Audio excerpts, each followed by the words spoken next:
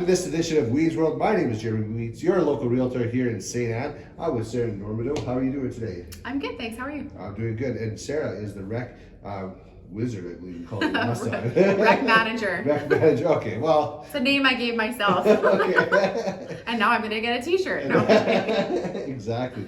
So, Okay. so Dawson Trail Days is coming up at, what is it, September long weekend, if I'm correct? Yeah. So there's big plans coming for that. What's in store for us there? Well, some very exciting news. We had a meeting last week, a logistical meeting with the Wonder Shows, and the Wonder Shows is coming to Dawson Trail Days Labor Day weekend, and they're coming with their whole fleet, so the whole show will be here. That's awesome. That's always a big draw. That's a big excitement for Dawson Trail Days. It's really exciting. We met them on the grounds last week, and it was very exciting because it's very hard to engage those preteens and those teens. I remember being, those ages when you're grade 7, grade 8, grade 9 and stuff like that, and even older, you need a draw for those teenagers above and beyond, bouncy castles and getting your face painted. We used to do a youth baseball tournament, but it got too much for us to plan in addition to everything else. The kids loved it, but this is just such a great thing because it has loud music. People usually bring out their lawn chairs. Kids are dancing in the streets. It goes, all into the evening with all the lights and the show, and with the fireworks on Sunday night, it'll be a great addition for sure. Oh, absolutely. Yeah, I mean, you say youth and teens. I mean, but I think us adults like it just as much as them to get it aligned. Yeah, I'm a coat rack. I like to hold people's stuff because I get really dizzy really easy. So I'll buy you tickets all day long and watch you go get sick, but I will not get on anything. But hey, that's good because it's been a number of years since they've been around, right? So they actually never came to Ste Anne. It was, I believe it was the select shows that came back in the 90s, and they haven't been since, because our community, and now the assessment was all about, gauging whether the community had enough growth to be able to bring them back and enough people to be able to support that kind of a show coming to town. I, of course, think that we absolutely can, and I'm really hoping that the community shows up and shows them that, we can support such a huge thing coming to this community, and if it fares well for us, it will be a yearly thing that we can look forward to. So that's the other great thing, is that, we are growing, and it's good to have those types of things come to smaller towns like this so people can come and enjoy the day and not, I take my kids to other fairs and festivals and things like that they're at, and I don't actually get them the bracelets. I don't get them, the lineups are so long. You go to the Winnipeg events that they're at, or you go to other places that are nearby, and it's just, everything's so long. When you come to a smaller community like this, I think you can do it all day long. It's really fun for them. Yeah. So we got to show up for that. And what else is going on Dawson Trail Days? We always have our baseball tournament. So Senior Aces always runs a really phenomenal baseball tournament. It's always sold out. They pretty much just go back to whoever's registered for years and years, and nobody ever says no. So I don't even know if they ever have any new teams come in. It's been a huge thing for them every single year. They put on a great weekend. So if you want to come watch baseball, that's a huge thing as well. We also, there'll be beer gardens, and trade show will be in the curling rink. We might even have a youth ball hockey tournament happening.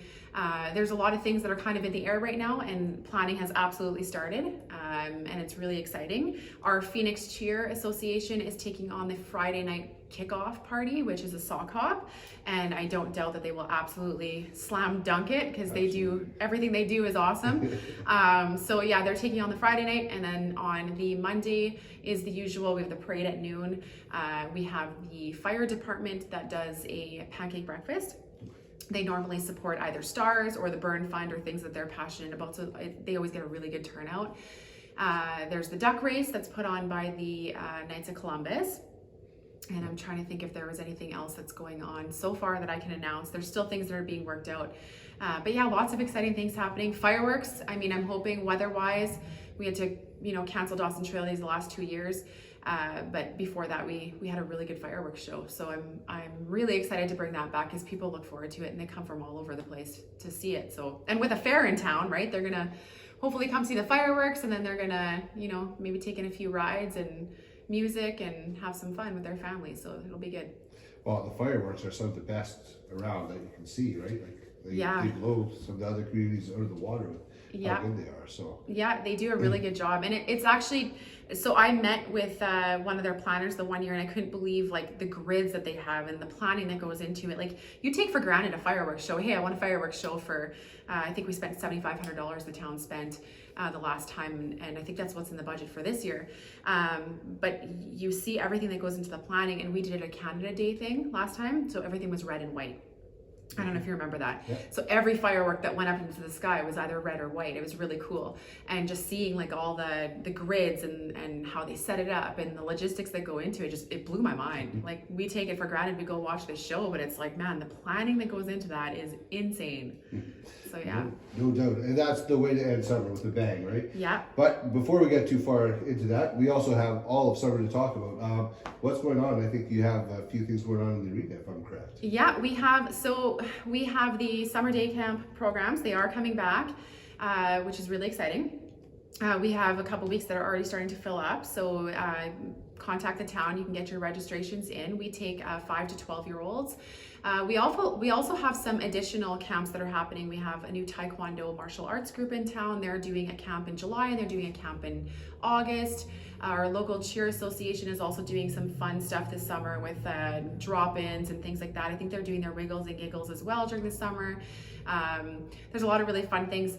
The other thing that I've been working on is trying to make Ste Anne like more of a central preteen and teenager sport hub, because again, it's what I'm hearing from the community is my kid who's 14 needs things to do, and my kid who's 11 needs things to do. Like, you get kids who are in day camps, they kind of age out of it, they get bored of it. Like, it's, you know, so Badminton Manitoba is coming to do a camp. So that's very exciting. He's setting up in the gym, or in the arena, sorry. I've been in conversations with Basketball Manitoba as well. And this guy is the head coach for the U of M team, the U of W team. He's affiliated with the NBA. He's like elite basketball. Like, when it comes to basketball, he's the guy you want to train you. So I'm trying to get him to come in. He's super interested. We're just trying to find the right venue and make it all work, to engage with, you know, those preteens and teens and really teach them the sport before they go off into school sports and things like that. Also in conversations with Volleyball Manitoba, and Baseball Manitoba is coming back. They did a camp last year, and they're doing it again this year. So there's a lot going on. That's pretty exciting. There's a ton going on, but it's you want to try to engage with those kids that are all different ages, right? You don't want to just cut it off at 12 years old, because a lot of 13 and 14-year-olds don't even have jobs yet. So it's and there's some sporty kids in this community. So that's what I'm hearing they want. They want those fun sport camps. So I'm trying to get those in. Yeah, absolutely. Yeah. And the splash pad is opening soon. Is it open already? The splash pad is marked to be open the week of the 13th, I believe, of June. So yeah, it's coming. I mean, weather dependent, of course, but I think they're going to turn it on regardless. And, you know, hopefully we get some nice days in there, so it'll be good. Yeah. Oh, that's awesome. And then we also have the skate park is going, the tennis courts are all ready to go, and so if you and pickleball. So I have an older group of ladies that play pickleball every year at the tennis courts, and they love it. Since I started here, they've been like huge elite pickleballers. It's actually a really fun sport. I played with them a couple times.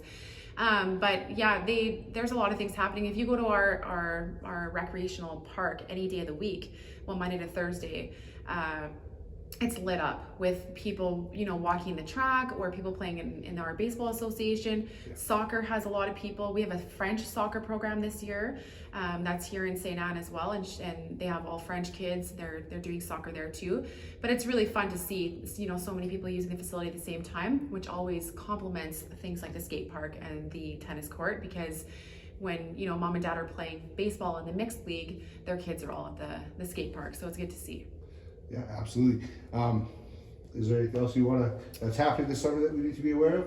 Not that I can think of off the top of my head. I mean, I'm always trying to bring in more opportunity, and I'm definitely open to ideas and listening. Like, what I'm hearing too is a lot of people want to bring more arts things in. So we did bring the caricature and cartoonist in, and it was a sellout. Like, the kids loved it. Like, it was, you know, the preteen age.